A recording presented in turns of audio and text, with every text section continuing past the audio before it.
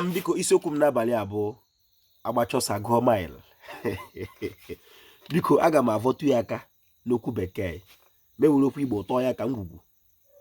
Agbachá ọsọ agụọ mile. The end justify the means. If you're an Igbo bloodline, ask yourself, what's the end of an Igbo man? 70-75 years. And it's a very bad ending. Why? Because my ancestors lived longer than that age bracket. It's a very bad ending.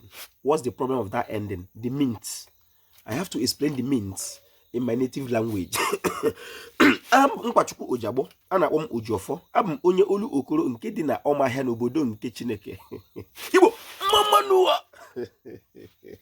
Aga m aga n'iru ma m ekele gị ọha nweze. Ekelere m ndị nze m ọzọ. Ekelere m ndị chiri echi n'ala Igbo, ma ndị dibịa na-agba aja, ma ndị na-agba afa, ma ndị mgbọrọgwụ ma mkpaakwụkwọ. Ojiofọ shi onye chiri ya zere. Ọ ga-adịrị Igbo la mma. Agbachá ọsọ agụọ mile. Biko ọ bụ na Igbo onye Igbo, a ka na-agwakwa gị ma ọ na-arịọ gị ka i mewe omenala Igbo. Ịdịkwa ka onye ebe a na-arịọ mmadụ ya were mmiri saa ahụ.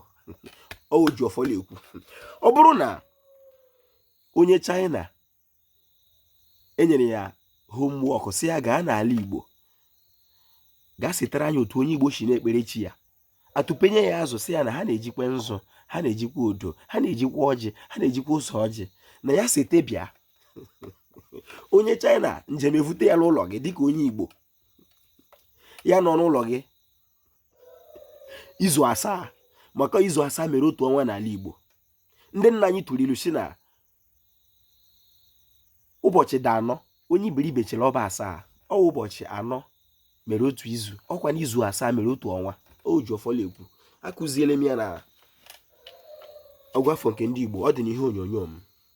Onye China bịa na be gị n'ọchụ otu ọnwa, ma o leteghị otu onye Igbo si ekpere chi ya na ndụ gị, Ojiofọ sị na ndọcha eburula batrị gị.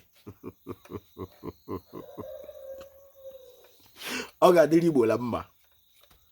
The end justify the means. Agbachá ọsọ agụọ mile.